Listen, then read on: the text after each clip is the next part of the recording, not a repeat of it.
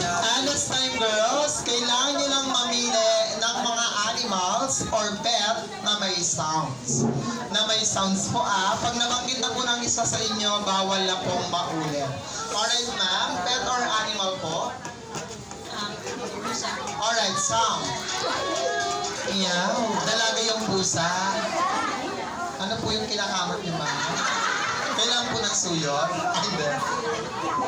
Ano po sa inyo? Aso. And may vaccine po yung aso, ma'am.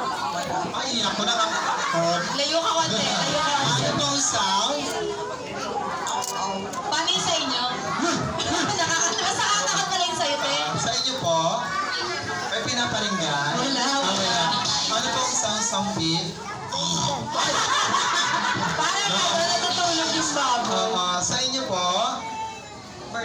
Ay, pagkalitan natin yan.